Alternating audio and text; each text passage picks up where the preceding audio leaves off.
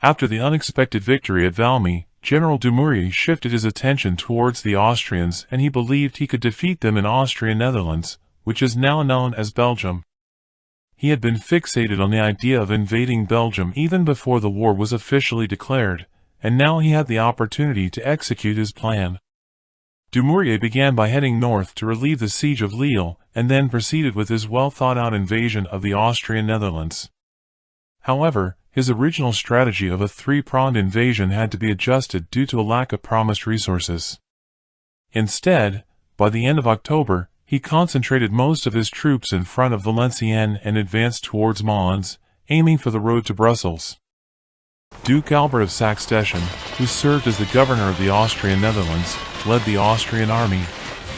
Despite having over 20,000 troops at his disposal, they were spread out along an extensive defensive line. Consequently, at the Battle of Jemappes, he had only 11,600 infantry, 2,170 cavalry, and 56 artillery pieces at his disposal. With this force, he aimed to defend the 5-mile-long Cuesmes Ridge, which extended from Mons on the Austrian left to Jemappes on the right. On the Austrian right flank was Franz Freiherr von Lilien, overseeing 7 companies, 4 infantry battalions, and 3 squadrons of cavalry. In the center, Franz Sebastian de Croix, Count of Clerfayt, commanded 3 infantry battalions and 4 squadrons positioned around the village of Cuesmes. Johann Peter Freiherr von Beaulieu led the left flank, where he had 3 infantry battalions stationed on the hills south of Bretagne. Additionally, Beaulieu had 5 infantry companies and a cavalry squadron protecting his left. 2 more companies were positioned to the left around Montpalissel, and an infantry battalion was stationed in Mons. Dumouriez had a significant numerical advantage over the Austrians, with twice as many troops at his disposal. The French army he led was a diverse mix of Royal Army units, volunteers, and National Guard formations. His own Army du Nord consisted of 32,000 infantry, 3,800 cavalry, and 100 artillery pieces. In addition to this force, General François Harville brought 4,000 men and 15 guns to support Dumouriez's efforts at Jemappes. Dumouriez's infantry battalions included volunteers, while Harville's troops were also volunteers. However, many of the older commanders in the French army were either seasoned military professionals or aristocrats. A notable example was the commander of the French Center, the Duke of Chartres, who adopted the name General Égalité at the time and would later become King Louis-Philippe of France. General Pierre de Roule, Marquis de Bernonville, led the right wing of the French army, while General Louis-Marie de la Cassade-Ferrand, who also went by the name Jean-Henri Bécquis-Ferrand, commanded the left. Harville's task was to reinforce the right flank. Dumouriez's strategy revolved around using the sheer size of his army to outmaneuver and overwhelm the Austrian position. The morning of November 6, 1792, dawned over Jemappes with an eerie calm that belied the impending chaos. As the clock struck 8 a.m., the tranquility was shattered by the thunderous roar of French artillery. The echoes of cannon fire rolled through the air, reminiscent of the pivotal Battle of Valmy. However, this time, the French were not in a defensive position but on the offensive, eager to push the Austrians from their entrenched heights. The professional French artillery crews proved their worth once again, as their well-drilled gunners unleashed a devastating bombardment. The cannonballs rained down on the Austrian positions, tearing into the earth and sending plumes of dirt and smoke skyward. The Austrians, positioned atop the Cuesmes Ridge, felt the ground tremble beneath their feet as the French shells found their mark. But this was no one-sided affair. Dumouriez knew that artillery alone wouldn't be enough to dislodge the stubborn Austrian defenders. With the artillery barrage still raging, he issued the order for the infantry assault to commence. General Pierre de Roule, Marquis de Bernonville, led the charge on the right flank of the French forces. With an enthusiastic but somewhat uncoordinated rush, the French infantry surged forward. They advanced in an order-mixed formation, a blend of line and column tactics designed for maximum flexibility. With bayonets gleaming and hearts afire with revolutionary fervor, they stormed uphill toward the Austrian positions. The Austrians, though outnumbered, were not to be underestimated. They fought with a tenacity born of desperation, determined to hold their ground. Their disciplined formations absorbed the shock of the French assault, and they concentrated their own artillery fire on Bournonville's advancing men. The cannonballs screamed through the air, crashing into the French ranks with deadly precision. Explosions of dirt and debris sent men tumbling, and the air was filled with the acrid scent of gunpowder. Bournonville's attack was met with a withering storm of lead and iron. Despite their initial surge, Bournonville's troops found themselves in a perilous situation. Pinned down by Austrian artillery fire, their advance ground to a halt. The sounds of musket fire and the clash of bayonets against Austrian defenses filled the air as the battle raged on.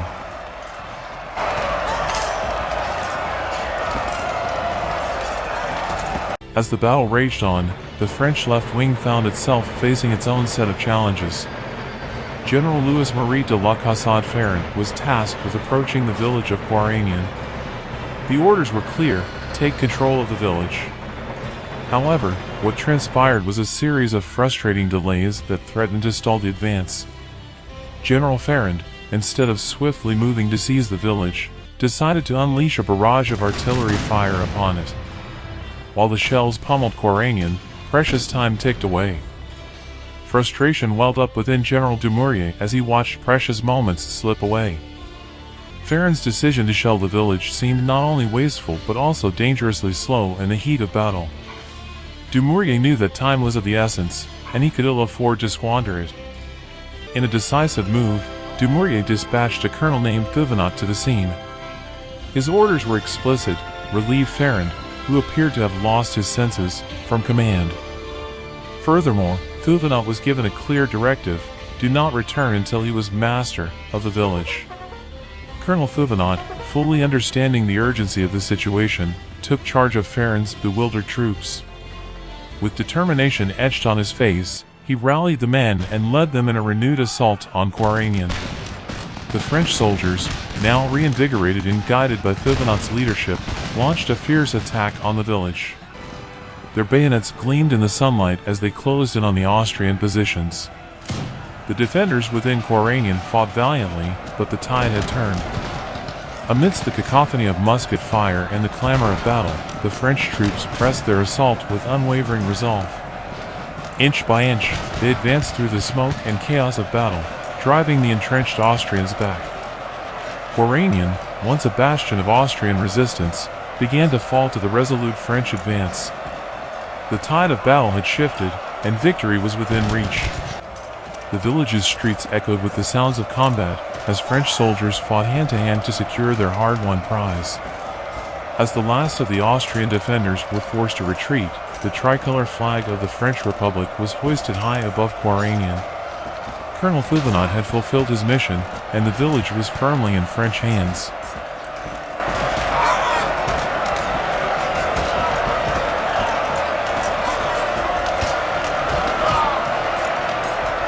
As the sun reached its zenith, casting an unforgiving glare over the battlefield, General Dumouriez found himself facing a grim reality.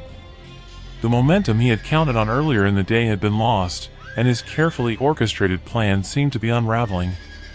With General Bournonville's right wing still pinned down by relentless Austrian artillery fire, a new strategy was desperately needed to break the deadlock. Dumouriez made a bold decision: a new assault, this time led by the Duke of Chartres, at the very heart of the French army's center. The French infantry, with their bayonets fixed and revolutionary fervor in their hearts, advanced resolutely across the open plain toward the ridge held by the Austrians.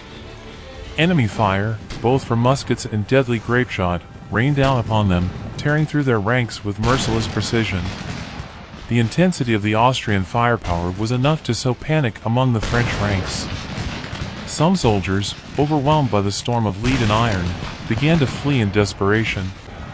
The situation grew dire as an Austrian cavalry charge thundered through, shattering what remained of the French lines.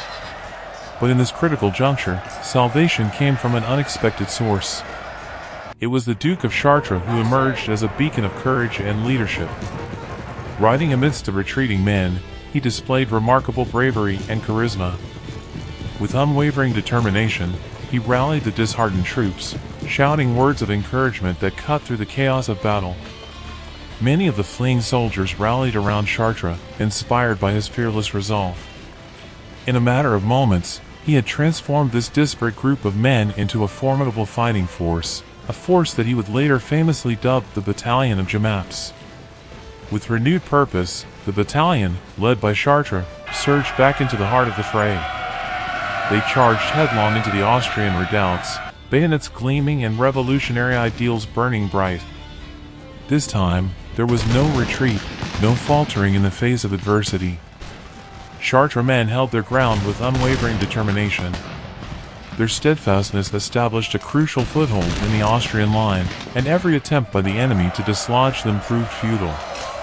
The battlefield echoed with the sounds of combat, but the Battalion of Jemappes stood firm, a symbol of resilience and unwavering resolve.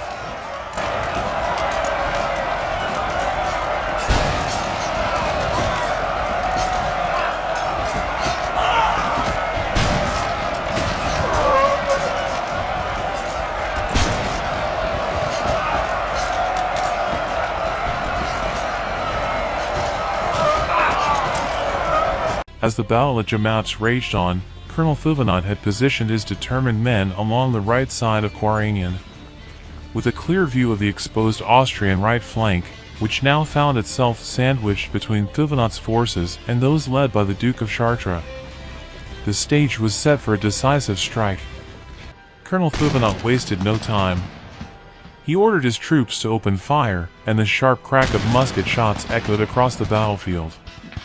The Austrians, caught in the deadly crossfire, were suddenly vulnerable, their right flank exposed and under intense pressure. As the combined fire from Thivenot and Chartres men intensified, the Austrian center and right began to buckle. The enemy ranks, once steadfast, now showed signs of wavering under the relentless barrage of French firepower. The battlefield became a chaotic scene of smoke and confusion as the Austrians struggled to maintain their positions. However, the left flank of the Austrians remained a formidable obstacle, with General Bernenville's men still pinned down by Austrian defenses. Amidst the tumult of Chartres assault, two brigades under Bernenville's command managed to inch forward, undeterred by the withering enemy fire that surrounded them. With unwavering determination, these brave French soldiers pressed on, advancing through a hail of musket balls and grapeshot. They closed the distance to the Austrian fortifications, where Hungarian grenadiers, battle-hardened and resolute, stood ready to defend their position. What followed was a brutal and harrowing exchange of blows. The French and Hungarian grenadiers clashed in a savage melee, locked in deadly hand-to-hand combat. Bayonets gleamed in the smoky haze as soldiers fought tooth and nail for control of the fortifications. The sounds of clashing steel and the shouts of combatants filled the air as the struggle for dominance reached its peak. The outcome of this desperate engagement hung in the balance, as the combatants grappled in a fierce contest of wills and endurance.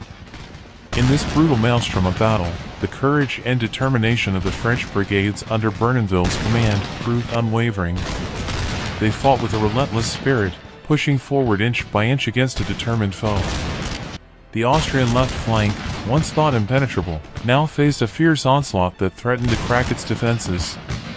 The Battle of Jemappes had become a test of endurance, valor, and sheer determination. With every passing moment, the battlefield transformed, and the outcome of the battle hung in the balance, as the soldiers on both sides gave their all in the pursuit of victory. The cannons that had been relentlessly pounding away at General Bernenville's beleaguered men suddenly shifted their aim. With a calculated change in tactics, they ceased firing at the rest of Bernenville's troops and swiveled to face the brigades that had breached their lines. The roar of artillery fire gave way to a thunderous crescendo as the cannons unleashed a devastating barrage upon the French brigades that had fought their way into the Austrian fortifications. The ground trembled beneath the concussive force of each explosion. But as the Austrian guns concentrated their fire on the French brigades, it allowed a precious opportunity for the other French forces to advance.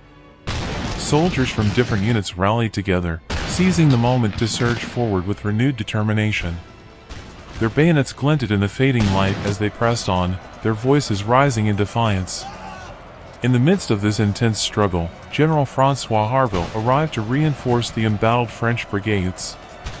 With steely resolve, he led his troops into the fray, bolstering the French assault against the stubborn Hungarian defenders. The momentum had swung decisively in favor of the French, but the battle was not yet won. The Austrians fought fiercely, but the relentless pressure applied by the French forces began to wear them down. The Hungarian grenadiers, once a formidable obstacle, found themselves increasingly isolated and overwhelmed. Then, in a moment that would be etched into the annals of history, General Dumouriez himself rode onto the battlefield. With his presence came a renewed surge of determination among the French troops. The strains of La Marseillaise, the revolutionary anthem of France, filled the air as the soldiers, inspired by their leader, sang with unwavering fervor. General Dumouriez took personal command of the resolute men who had breached the Austrian lines. Riding along the back of the ridge, he led them forward with unyielding resolve. The French troops, with their commander at the helm, pressed onward. The remaining Austrian forces, now battered and demoralized, had no choice but to retreat. They withdrew to the safety of the city of Mons, leaving the heights of Jemappes firmly in French hands. The battle had reached its conclusion, and victory belonged to the French.